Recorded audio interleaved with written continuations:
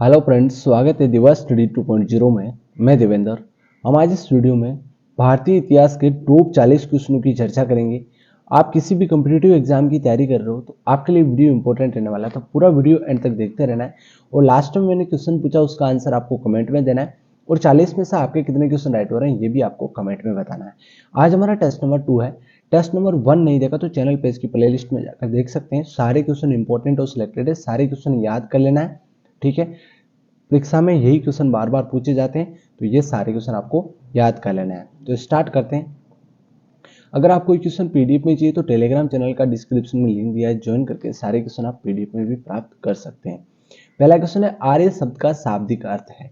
आर्य शब्द का शाब्दिक अर्थ क्या है? तो आपका राइट हो जाएगा साथियों, श्रेष्ठ या कुलीन। आर्य शब्द का आपसे शाब्दिक अर्थ, ये क्वेश्चन बार बार पूछा जाता है कि आर्य शब्द का शाब्दिक अर्थ क्या है, तो श्रेष्ठ या कुलीन आपका राइट हो जाएगा इसमें। ठीक है, अगला क्वेश्चन है, निम्नलिखित में से किस फसल का ज्ञान वैदिक काल के लोगों को नहीं था?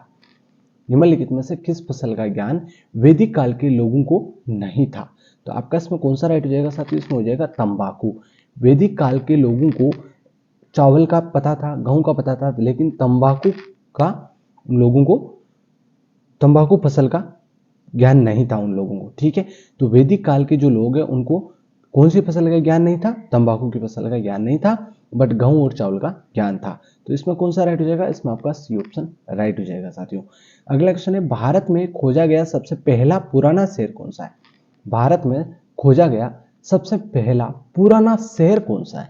तो साथियों इसमें आपका राइट हो जाएगा हड़प्पा। हड़प्पा है ये सबसे पुराना शहर है जो भारत में खोजा गया था। ठीक है, अगला क्वेश्चन है, सिंधु घाटी के लोग विश्वास करते थे। सिंधु घाटी के लोग वो विश्वास करते थे, तो राइट कौन सा हो जाएगा? मातृशक्ति, कर्मकांड, आत्मा, इनमें से कोई नहीं।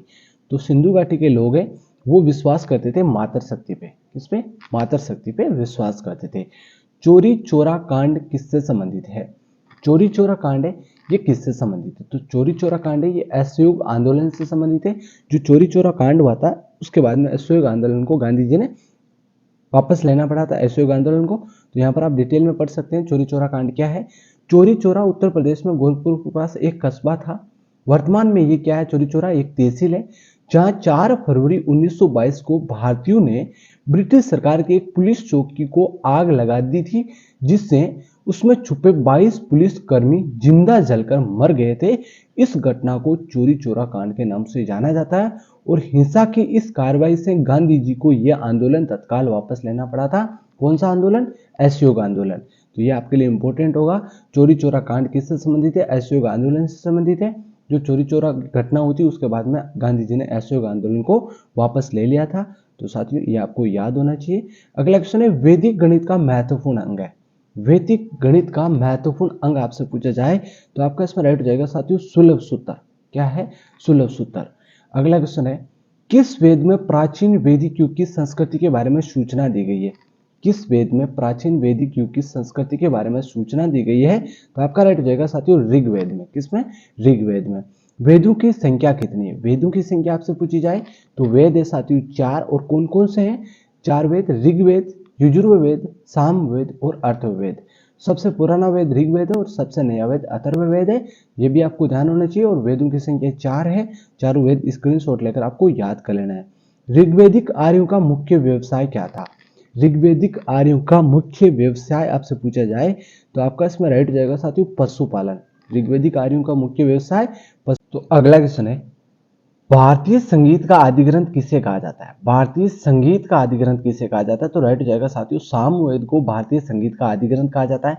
शेष से संगीत, शेष से सामवेद, इस प्रकार से आप याद कर सकते हैं। भारतीय संगीत का आदि ग्रंथ सामवेद को कहा जाता है। ठीक है, अगला क्वेश्चन है, जलियांवाला बाग की दुर्घटना किस सन में हुई थी? जलियांवाला बाग की दुर्घटना किस सन में हुई? तो राइट हो जाएगा साथियों 1919 में जलियांवाला हत्याकांड हुआ था। जलियांवाला बाग की दुर्घटना, आपको डेट भी ध्यान रखना है, 13 अप्रैल 1919 को ये दुख घटना घटी थी, जब पंजाब के अमृतसर में स्वर्ण मंदिर से कुछ ही दूरी पर स्थित जलियांवाला बाग में निहत्थे मासूमों को कत्लेआम हुआ था। अंग्रेजों ने निहत्थे भारतीयों पर अंधाधुंध गोलियां चलाई। इस घटना को अमृतसर हत्याकांड के रूप में भी जाना जाता है। तो ये आपको ध्यान होना चाहिए, सारी बातें इंपॉर्टेंट है। अगला क्वेश्चन है, ऋग्वेद में संपत्ति का प्रमुख रूप क्या था? ऋग्वेद में संपत्ति का प्रमुख रूप क्या था? तो आपका इसमें कौन सा राइट हो जाएगा साथियों? इसमें हो जाएगा गोधन। ऋग्वेद में संपत्ति का प्रमुख रूप क्या था? गोधन था। अगला क्वेश्चन है पुराणों की संख्या कितनी है? पुराणों की संख्या कितनी है? तो पुराण कितने? 18 है।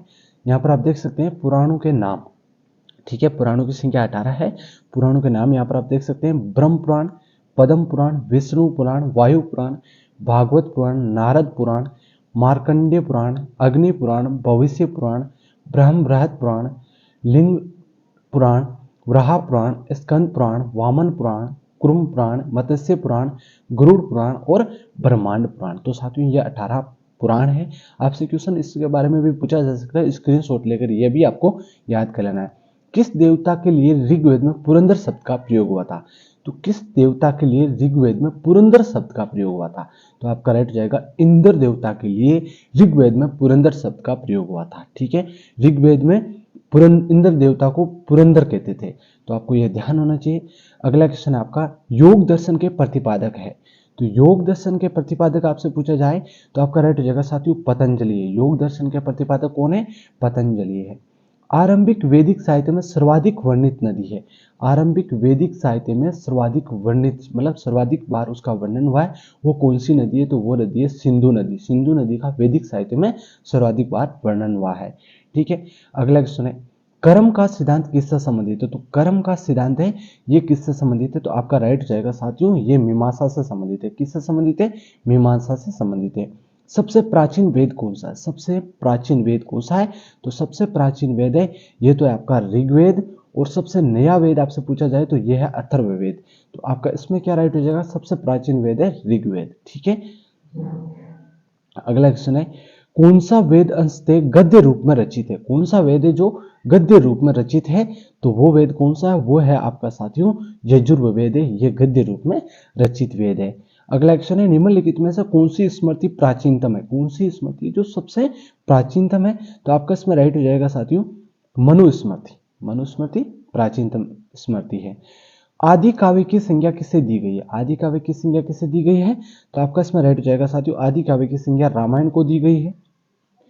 अगला क्वेश्चन है गायत्री मंत्र की रचना किसने की थी? गायत्री मंत्र की रचना किसने की? तो राइट हो जाएगा विश्वामित्र ने गायत्री मंत्र की रचना की थी। हड़प्पावासी किस वस्तु के उत्पादन में सर्वप्रथम थे? हड़प्पावासी है वो किस वस्तु के उत्पादन में सर्वप्रथम थे? तो आपका राइट हो जाएगा कपास के उत्पादन में सर्वप्रथम थे हड़प्पावासी। अगला क्वेश्चन है सिंधु सभ्यता का कौन सा स्थान भारत में स्थित है? सिंधु सभ्यता का कौन सा स्थान भारत में स्थित है? तो आपका राइट हो जाएगा लोथल। लोथल है ये भारत में स्थित है। पाली ग्रंथों में गांव के मुखिया को क्या कहा जाता है? पाली ग्रंथों में गांव के मुखिया को क्या कहा जाता है? तो आपका राइट हो जाएगा साथियों गांव के मुखिया को पाली ग्रंथों में ग्राम भोजक कहा जाता था। ग्राम भोजक कहा जाता था। ठीक है, अगला क्वेश्चन है सिकंदर ने भारत पर कब आक्रमण किया? सिकंदर ने भारत पर आक्रमण कब किया? तो आपका इसमें राइट हो जाएगा साथियों 326 ईसा पूर्व में सिकंदर ने भारत पर आक्रमण किया था। कब किया था? 326 ईसा पूर्व में। ठीक है, तो सी ऑप्शन आपका इसमें राइट हो जाएगा। नंद वंश का अंतिम सम्राट कौन था? नंद वंश का अंतिम सम्राट आपसे पूछा जाए तो नंद वंश का अंतिम सम्राट था साथियों घनानंद। कौन था? घनानंद। अगला क्वेश्चन है पहला ईरानी शासक जिसने भारत के कुछ भागों को अपने अधीन किया था। तो पहला ईरानी शासक कौन था? तो आपका राइट हो जाएगा डेरियस है जो भारत के कुछ भागों को अपने अधीन किया था। पहला ईरानी शासक था। किस शासक ने बौद्धों के लिए विख्यात विक्रमशिला विश्वविद्यालय की स्थापना की थी? वो कौन सा शासक था जिन्होंने बौद्धों के लिए विख्यात विक्रमशिला विश्वविद्यालय की स्थापना की थी? तो वो थे साथियों धर्मपाल। इंपॉर्टेंट क्वेश्चन है, याद कर लेना है। अगला क्वेश्चन है महावीर का जन्म किस क्षेत्रीय गोत्र में हुआ था?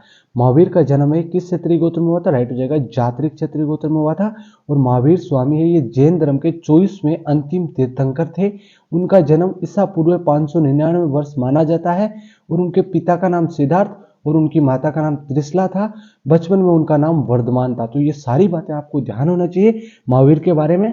और ये किस क्षेत्रीय गोत्र में उनका जन्म हुआ था? तो जात्रिक क्षेत्रीय गोत्र में इनका जन्म हुआ था। 24वें अंतिम तीर्थंकर थे और इनका जन्म 599 वर्ष में माना जाता है ईसा पूर्व 599 में। और इनके पिता का नाम सिद्धार्थ और माता का नाम त्रिशला और बचपन का नाम वर्धमान।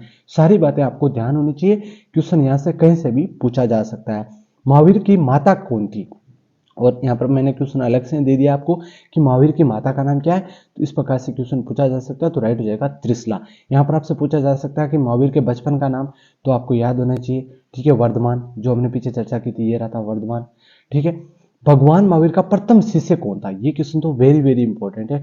भगवान महावीर का प्रथम शिष्य कौन था, तो आपको ध्यान होना चाहिए साथियों, जमाली है, ये महावीर का प्रथम शिष्य था, जमाली। अगला क्वेश्चन है, तैमूर लंग ने किस वर्ष भारत पर आक्रमण किया था, तो तैमूर लंग ने भारत पर किस वर्ष आक्रमण किया, तो आपका इसमें राइट हो जाएगा साथियों 1398 में तैमूर लंग ने भारत पर आक्रमण किया था। लोधी वंश का संस्थापक कौन था, लोधी वंश का संस्थापक कौन था, तो आपका इसमें राइट हो जाएगा लोधी वंश का संस्थापक था बहलोल लोधी। कौन था, बहलोल लोधी। और शून्य की खोज किसने की, शून्य की खोज किसने की, तो आपका इसमें राइट हो जाएगा साथियों आर्यभट्ट ने शून्य की खोज की थी। अगला क्वेश्चन है, किस विदेशी यात्री ने भारत का दौरा सबसे पहले किया था, तो कौन सा विदेशी यात्री था जिन्होंने भारत का दौरा सबसे पहले किया, तो राइट हो जाएगा मेगास्थनीज। जो विदेशी यात्री थे, इन्होंने भारत का सबसे पहले दौरा किया था। और मेगास्थनीज की पुस्तक का नाम क्या आपको ध्यान होना चाहिए, इंडिका है साथियों, ठीक है। इंडिका पुस्तक के लेखक कौन है, मेगास्थनीज है, ठीक है। अगला क्वेश्चन है आपका, किस व्यक्ति को द्वितीय अशोक कहा जाता है, द्वितीय अशोक, अशोक सम्राट थे एक पहले, द्वितीय अशोक किसे कहा जाता है, तो द्वितीय अशोक कहा जाता है साथियों हर्षवर्धन को। किसे कहा जाता है, हर्षवर्धन को द्वितीय अशोक कहा जाता है। और मीरकुल का संबंध है, मीरकुल है, उनका संबंध किससे है, तो राइट हो जाएगा साथियों हुणों से। ये क्वेश्चन भी बार बार मैंने देखा पूछा गया है, तो आपको ध्यान होना चाहिए मीरकुल का संबंध किससे है, हुण से है, हुणों से है। बाणभट्ट किस सम्राट के राजदरबारी कवि थे, बाणभट्ट है, ये किस सम्राट के राजदरबारी कवि थे, तो बाणभट्ट है, ये हर्षवर्धन के राजदरबारी कवि थे, ठीक है। अगला क्वेश्चन है, बाल विवाह की प्रथा आरंभ हुई थी, बाल विवाह की प्रथा ये आरंभ कब हुई थी, कब से हुई, तो राइट हो जाएगा साथियों गुप्त काल से। कब से हुई, गुप्त काल से बाल विवाह की प्रथा आरंभ हुई थी। इस क्वेश्चन का आंसर आपको कमेंट में देना है। सोने के सर्वाधिक सिक्के किस काल में जारी किए गए थे, ये भी इंपॉर्टेंट क्वेश्चन है, बार बार पूछा गया है, इसका आंसर आपको कमेंट में देना है। और 40 में से आपके कितने क्वेश्चन राइट हो रहे हैं, ये भी आपको कमेंट में बताना है। तो साथियों वीडियो कैसा लगा, लाइक शेयर सब्सक्राइब करें। धन्यवाद, जय हिंद।